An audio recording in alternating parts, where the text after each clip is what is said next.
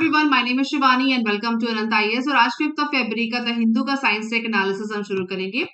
पहला आर्टिकल है डियर्स के बारे में, जो मेंशन करता है कि डियर में serve as a reservoir for old SARS CoV 2 variants. ध्यान दीजिएगा, जो पुराना सार्स कोव का वेरिएंट है या वेरिएंट्स हैं, वो कहाँ मिले हैं? व्हाइट टेल डियर में, जो यूएस में पाए जाते हैं रिजर्वॉयर की तरह। मतलब उनके जो सैंपल्स हैं, डाइवर्जेंट सैंपल्स हैं या कई सारे वेरिएंट्स हैं, वो व्हाइट टेल डियर में मिले हैं। अच्छा, इस आर्टिकल का एक्सपोजर क्या है अगर आप मुझसे पूछें तो ये प्री और मेंस के लिए इंपॉर्टेंट किस हिसाब से हो सकता है कि पहली बात तो ये कि being a civil services aspirant हमको सार्स मर्स जो टाइप्स है ना, सार्स, उसके बाद एक टाइप है मर्स और कोविड को तो हम जानते ही हैं। तो हमें इनके बारे में पता होना चाहिए कि कौन कौन से वायरस हैं, क्या ये सारे एक ही हैं या अलग हैं, ये हमको पता होना चाहिए प्री के पर्पज से। साथ में व्हाइट टेल डियर कहाँ मिलते हैं और इंडिया में कौन कौन सी स्पीशीज हैं डियर की जो मिलती हैं, जो IUCN की लिस्ट में है। साथ ही साथ जो ये जिन जिन डियर्स की बात हो रही है, क्या वहां पे और भी कोई वेरिएंट है जो यूएस में मिलता है या यहाँ वहाँ पाया जाता है। ये सारी चीजें प्री और मेंस के लिए इंपॉर्टेंट होती हैं। मेंस के लिए क्या है कि इनका एक्सपोजर क्या है, और अगर ये पुराने वायरस हैं तो इनसे जुड़े हुए पहले भी सवाल हमारे बने हैं मेंस में, उसके हवाले से इंपॉर्टेंट होता है। तो ये इन्फॉर्मेशन अपनी तैयारी में आप ऐड कर सकते हैं। वापस आते हैं आर्टिकल में। A study has found wide spread infection of white tail deer with SARS-CoV-2 virus across the US state of न्यूयॉर्क। एक स्टडी के हिसाब से जहां पे 27 सैंपल लिए गए थे यूएस में ही आरएनए को आइडेंटिफाई करने के लिए, उसमें 17 में ये निकला कि उनके अंदर व्हाइट टेल डियर्स के अंदर SARS-CoV के वायरस मिले हैं। और ये काफी समय बाद मिले हैं जब वो लास्ट टाइम ह्यूमंस में डिटेक्ट हुए थे। इनके अल्फा, डेल्टा और गामा वेरिएंट्स हमें व्हाइट टेल डियर में उनको मिले। अच्छा, आरएनए हम सब जानते हैं कि कोविड में भी आरएनए का नाम बहुत समझ में आया। सब पूरा फुल फॉर्म होता है राइबो न्यूक्लिक एसिड, और दूसरा होता है डीएनए, जिसे कहते हैं डीऑक्सी राइबो न्यूक्लिक एसिड। सो राइबो न्यूक्लियर एसिड और डीऑक्सी राइबो न्यूक्लियर एसिड का डीएनए का यूज हमारे ह्यूमंस के लिए होता है, और आरएनए का यूज होता है वायरस के सैंपलिंग के लिए और उसके डिटेक्शन के लिए। ठीक है, सो उस आरएनए में उनको जब उन्होंने सैंपलिंग ली तो आरएनए का जब सैंपल लिया तो 17 उसमें से निकले जो इस वायरस की तरफ इंडिकेशन देते हैं। Of particular concern is that fact that the viral sequence recovered from white-tailed deer were highly divergent from SARS-CoV-2 sequence recovered from human। और जो SARS के जो पहले के सैंपल हैं उनसे ये काफी अलग निकला। ठीक है, अब जरा और इसको एक्सप्लोर करते हैं कि इसका पूरा फुल फॉर्म क्या है SARS का। सीवियर एक्यूट रेस्पिरेटरी सिंड्रोम, ये मुझे WHO की वेबसाइट में मिला है, आप भी चेक कर सकते हैं, और साथ ही साथ यूएन की वेबसाइट पे भी है। नाउ सार्स का फुल फॉर्म समझ लिया क्या है? ये is a viral respiratory disease है cause by SARS associated corona virus. ठीक है, इट वाज फर्स्ट आइडेंटिफाइड कहाँ? 2003 में कहाँ मिला था? चाइना में। उसके बाद 4 देशों में और फैला। उसके बाद WHO ने अपना को इन्वेस्टिगेट किया, उसके आउटब्रेक को चेक किया और एक रिस्पॉन्स नेटवर्क टीम बनाई। SARS is an airborne disease. SARS क्या है? एक एयरबॉर्न डिजीज है, वायरस है, and can spread through the small droplets of saliva in a similar way to the cold and influenza. यही बस ये जो सवाल पूछी जाती है प्री में ऐसे सवाल बनते हैं कि SARS क्या है? एयरबॉर्न वायरस है, हवा से फैल सकता है, स्प्रेड हो सकता है। उसके बाद जो सलाइवा के ड्रॉपलेट्स होते हैं, कोल्ड और इन्फ्लुएंजा के भी इसमें सिम्टम्स देखे जाते हैं। It was the first severe and readily transmissible new disease to emerge in 21st century and showed a clear capacity to spread along the routes of international air travel। मतलब ये पहला ऐसी डिजीज है जो हवा से फैली, ट्रांसमिट होती है 21वीं सदी में, और साथ ही साथ एयर ट्रैवल से स्प्रेड होती है, और इसके सिम्टम्स कोल्ड और इन्फ्लुएंजा वाले होते हैं। तो सार्स का तुमको समझ में आ गया। थोड़ा और आगे बढ़ते हैं। नाउ अगर थोड़ा सा और समझे तो ये बात तो क्लियर है कि जो जितने भी कोव के अभी तक जेनेटिकली मॉडिफाइड वायरस टाइप हुए हैं, वेरिएंट हुए हैं, वो नेचुरल होस्ट उनके क्या थे? बैट थे, मतलब चमगादड़ उनके नेचुरल होस्ट थे। उसके बाद इंटरमीडिएट होस्ट उनके कैट या कैमल्स और भी कई थे जो पता नहीं है। उनके बाद ये जो स्प्रेड हुआ इंसानों में, तो जो नेचुरल होस्ट थे वो क्या थे? जानवर थे, जिनमें बैट और जैसे मर्स के लिए कहा जाता है कि वो कैमल से इंसानों में फैला। तो ये सिस्टम चला आ रहा है, और अब क्या है, जबकि ये फिर से इंसानों में फैलने के बाद से जब किसी और जानवर में जाता है, जैसे कि हम कह रहे हैं डियर में मिला है, तो ये वापस इंसानों में फैल सकता है। तो एक साइकिल है ये। अगर आप इसको और एक्सप्लोर करेंगे तो यही समझ में आएगा। नाउ जब क्योंकि ये ट्रांसमिसिबल है, हवा से फैलता है, कनेक्शन में आने से फैलता है, तो ये चीज तो क्लियर है कि ये फैल सकता है वापस से, तो ये एक समझने वाली बात है, हमारी मेन सी स्टडी में उसको लिख सकते हैं। Now severe acute respiratory syndrome corona virus SARS CoV which causes SARS is found in China from late 2002 और 2003 में मिला था, और उसके बाद इसके कई सारे रिसर्च हुए, उसके लिए वैक्सीन भी डेवलप की गई।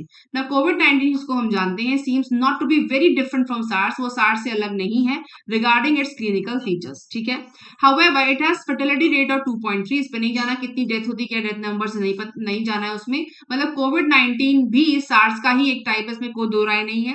लोअर देन द सार्स, लेकिन जो कोविड की फर्टिलिटी रेट है वो सार्स से कम है, बट मच लोअर देन मर्स, और मर्स और सार्स से काफी कम है। तो जो मर्स और सार्स दो वायरस हैं उनसे कोविड की डेथ रेट काफी कम है।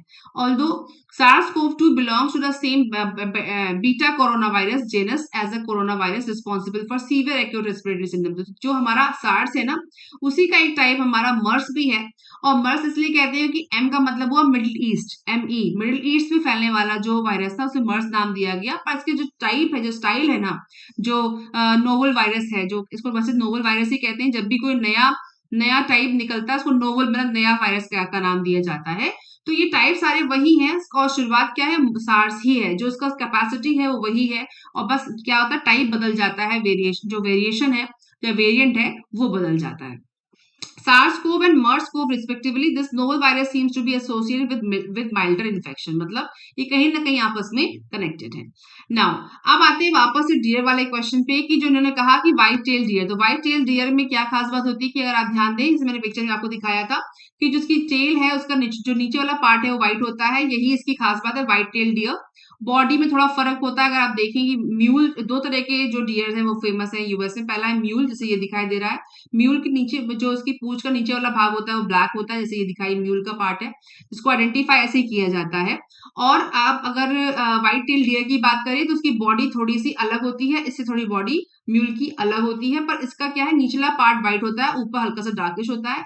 और एक दूसरे तरह का डियर यूएस में मिलता है, उसका नाम है सिटका ब्लैक टेल डियर, उसकी जो पूंछ है वो ऊपर से भी ब्लैक और डार्क शेड की होती है। तो अगर सवाल ये बनता है कि ये सिटका डियर कोलंबिया, तो पता चल जाएगा, और म्यूल डियर और ब्लैक टेल डियर कहाँ मिलते हैं, तो वो यूएस में मिलते हैं। स्पेसिफिकली कोई स्टेट कंट्री का नाम नहीं पूछेंगे, बट उनका एक्सपोजर पूछा जाता है, कहाँ पाए जाते हैं, तो ये आपको पता होना चाहिए कि वो कहाँ मिलते हैं, ठीक है।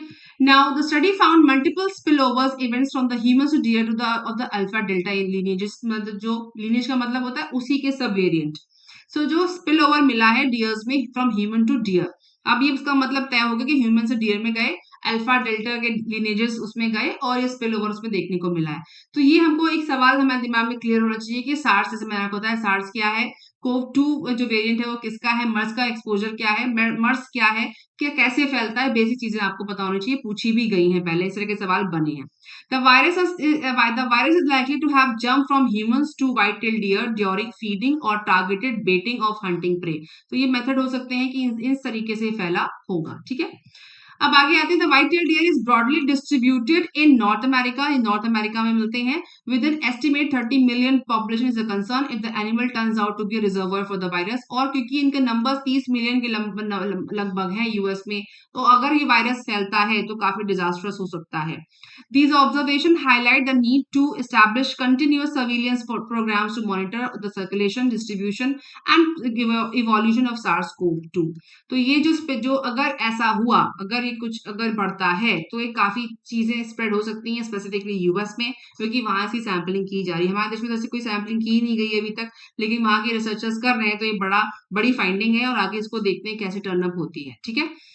ना नेक्स्ट न्यूज है, climate change will increase hydro power generation. तो ये भी ग्लोबल टेम्परेचर हाइक में लेगा, या क्लाइमेट चेंज की वजह से जो चीजें हम समझते आ रहे हैं उसमें एक नई चीज ऐड हुई है, नई चीज ऐड नहीं हुई है, एक्सप्लेन की जा रही है इस रिसर्च के हिसाब से, that climate change will increase, मतलब क्लाइमेट चेंज होगा तो क्या होगा, हाइड्रो पावर जनरेशन बढ़ेगा। कैसे?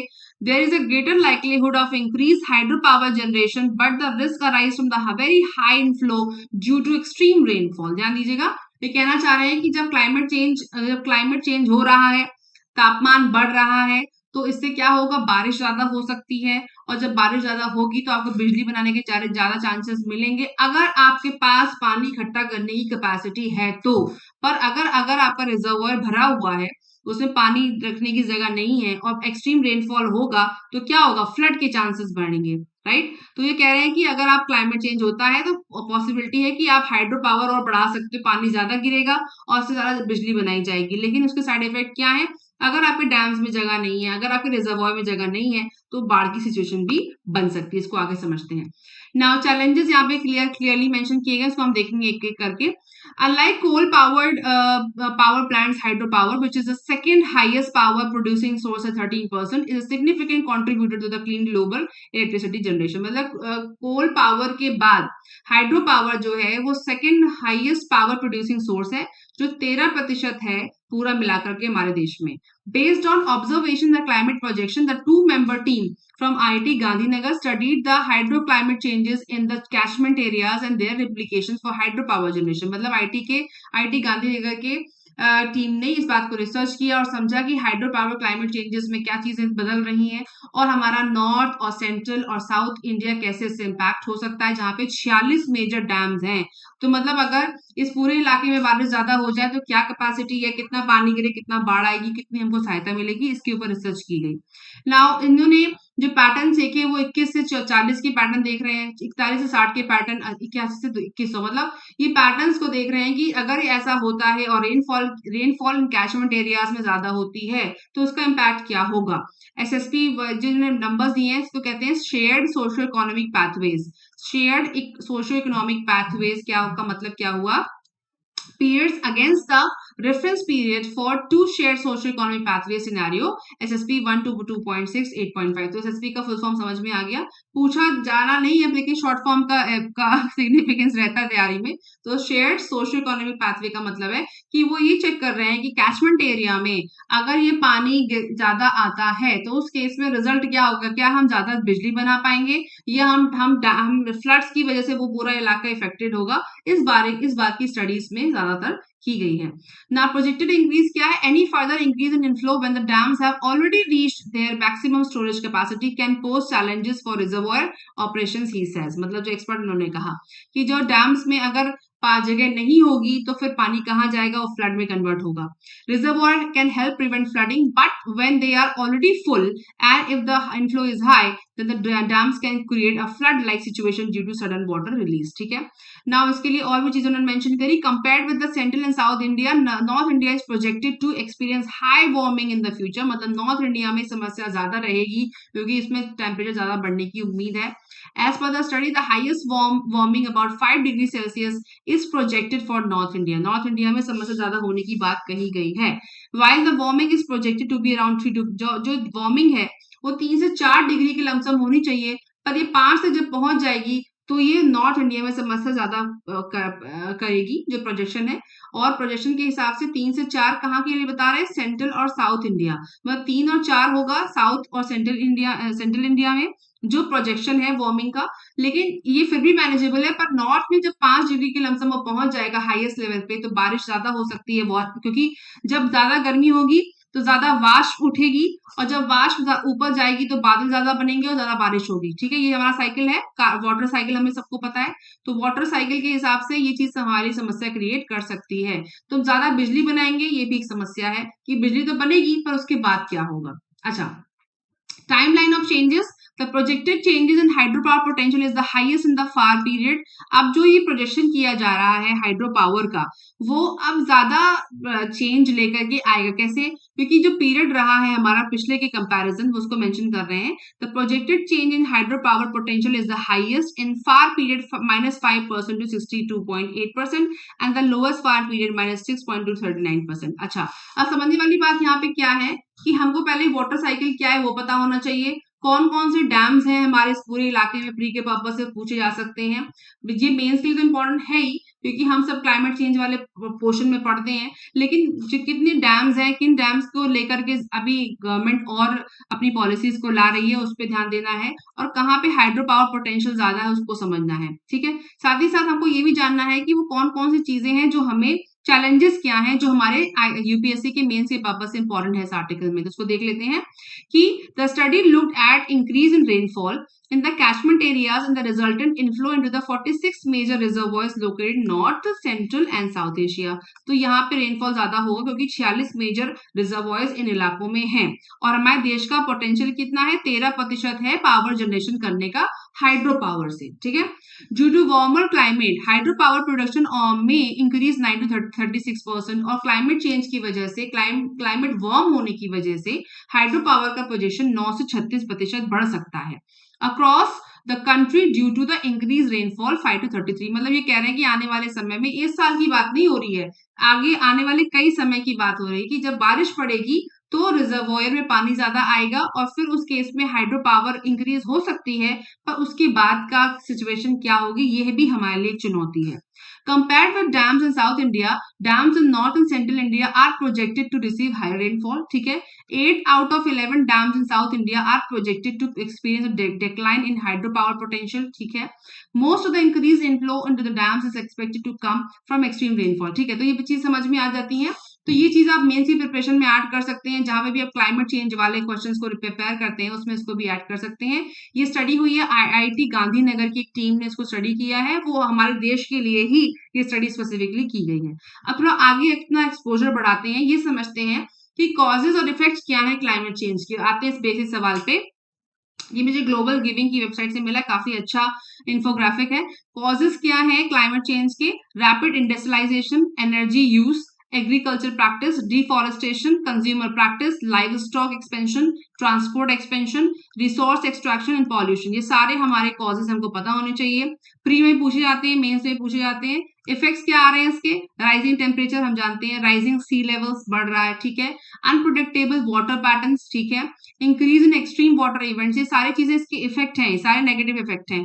Land degradation and loss of wild life and biodiversity, ये हमारे इफेक्ट आ रहे हैं। Now the point is this, what are the social impact of climate change? ये भी क्वेश्चन काफी इंपॉर्टेंट लगा मुझे कि सोशल इम्पैक्ट क्या है। डिस्प्लेस पीपल, जब इस तरीके की वेदर चेंज होंगे, कैलामिटीज आएंगी या चीजें गड़बड़ होंगी तो क्या होगा, लोग डिस्प्लेस होंगे यहाँ वहां, पावर्टी आएगी, loss of livelihood, hunger, malnutrition, increase risk of diseases, global food and water shortages. ये भी एक सवाल अपने आप में है कि क्लाइमेट चेंज के ऐसे इफेक्ट हम दिखते हैं, लेकिन अगर आप देखा जाए इन इफेक्ट्स के भी एक इफेक्ट होते हैं। वो किस पे होते हैं? हम सब पे होते हैं, राइट। इन इफेक्ट्स के क्या इफेक्ट है? सोशल इम्पैक्ट क्या है कि लोग यहाँ वहां डिस्प्लेस होंगे, पावर्टी बढ़ेगी, रहना खाना ये सब दिक्कतों में हो जाएगा, साथ ही साथ वाटर शॉर्टेजेस, बीमारियां बढ़ेंगी। ये सारी चीजें भी क्लाइमेट चेंज की वजह से ही होती हैं, ठीक है। तो प्री और मेंस की पर्पज से हमको यहाँ से मटेरियल मिला। आगे बढ़ते हैं, थोड़ा और एक्सप्लोर करें तो अगर आपको याद होगा कुछ दिन पहले एक न्यूज आई थी, the earth's ozone layer is on track to recover within 4 decades. अब समझने वाली बात ये है कि ये स्टडी कहती है, पुरानी वाली आईटी वाली, कि हमारा जो क्लाइमेट चेंज हो रहा है तो बारिश ज्यादा होगी, मतलब ग्लोबल वार्मिंग बढ़ रही है। पर ये आर्टिकल कहता है कि यूएन ने इस बात को कंफर्म किया है कि जो हमारा ओजोन लेयर जो था ना वो रिकवर कर रहा है, और अब अगर ऐसा ही रहा तो बहुत जल्दी रिकवर कर जाएगा। उसका एक ईयर ही मेंशन किया है।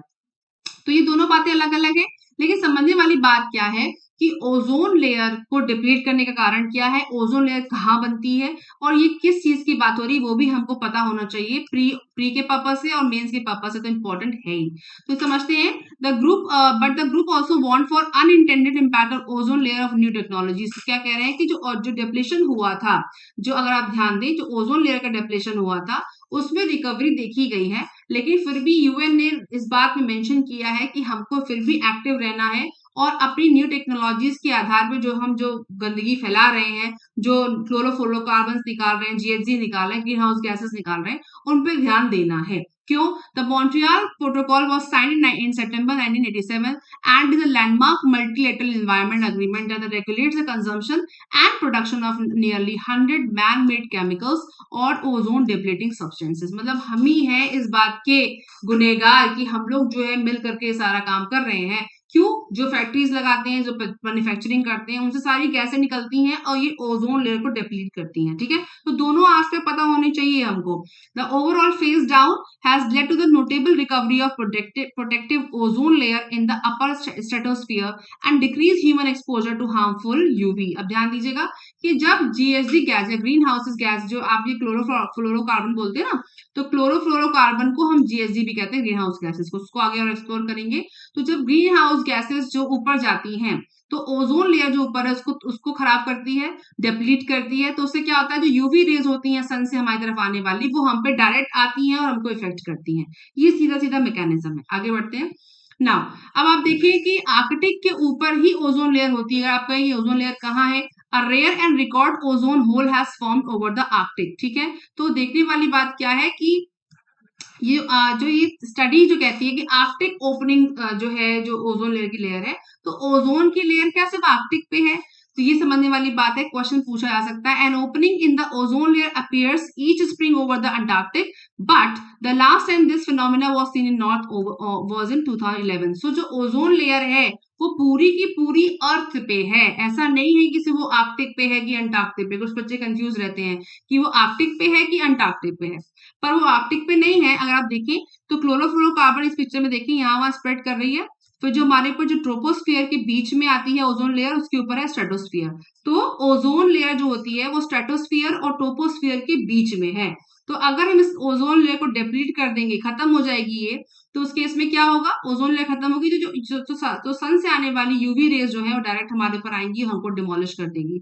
तो इसलिए ओजोन लेयर का होना बहुत जरूरी है। ओजोन लेयर कहाँ होती है, क्या आर्कटिक पे होती है कि अंटार्कटिक पे होती है? ओजोन लेयर पूरी पृथ्वी के आसपास उसको घेरे हुए है। और ये क्या है, ये ट्रोपोस्फियर और स्ट्रेटोस्फियर के बीच में है। इस पिक्चर में देख लेते हैं कि अर्थ एटमॉस्फेयर कहाँ क्या क्या होता है। पहले आता है ट्रोपोस्फियर, ध्यान दीजिएगा, और उसके बाद आ गई ओजोन लेयर। देख रहे हैं पतली सी जो लेयर है, जो पतली सी लेयर है वो ओजोन लेयर। उसके बाद स्ट्रेटो, मेसो, थर्मो और एक्सो। ये हम पढ़ते हैं ज्योग्राफी में, ये आपको पता होना चाहिए, बहुत ज्यादा जरूरी है। और इसके साथ ही साथ एरोप्लेन कहाँ पे उड़ते हैं, हमारे कॉमेट्स कहाँ पर उड़ते हैं, हमें मीटेरॉइड्स कहाँ दिखाई देते हैं, ये सारे ज्योग्राफी के सवाल मैं ऑलरेडी अपनी एनसीईआरटी की वीडियो में डिस्कस कर चुकी हूँ। उसके हिसाब से भी आपको प्री के लिए इंपॉर्टेंट बैठते हैं, मेंस के लिए इंपॉर्टेंट तो है।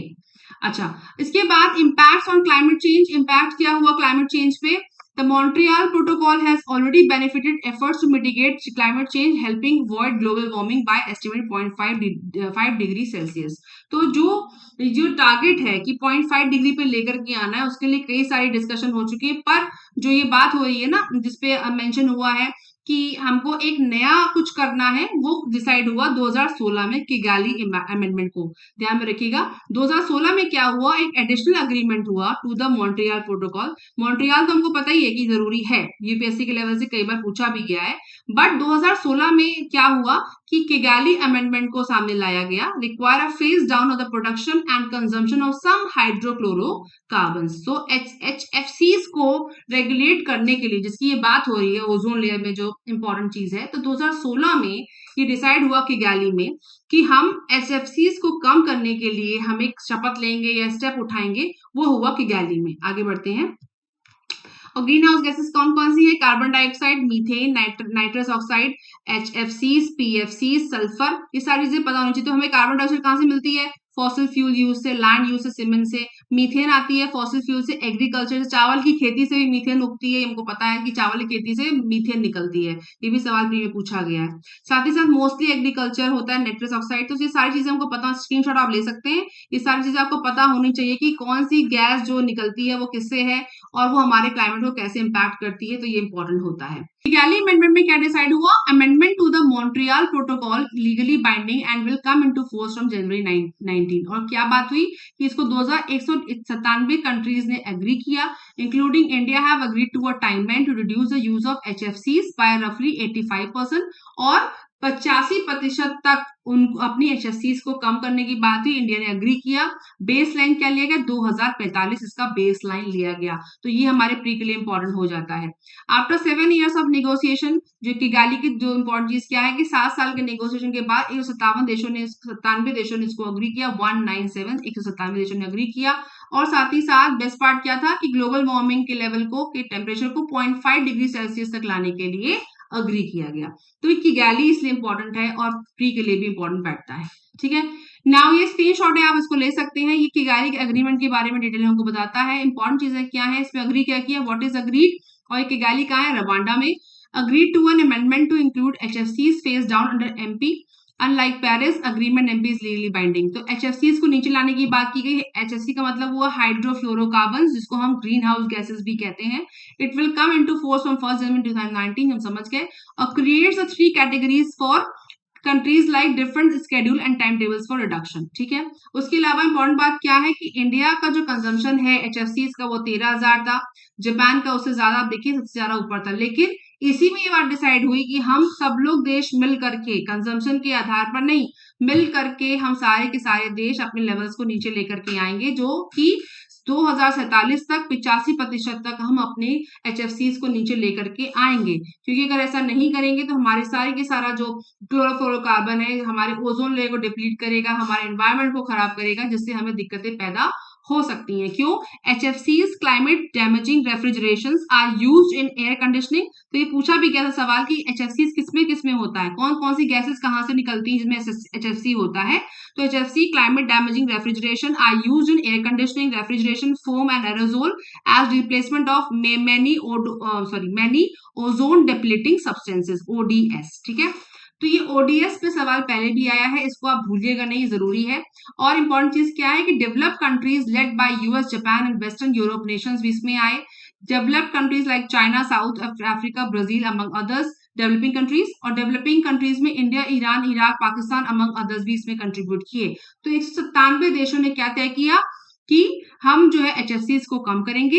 एंड भारत ने क्या कहा, India will reduce the use of HFCs by 85% of 2047 over the 24-26 baseline. ठीक है, तो इसके हवाले से 2047 हमारे लिए इंपॉर्टेंट है। आप याद करिए कि 2040 क्यों इंपॉर्टेंट है।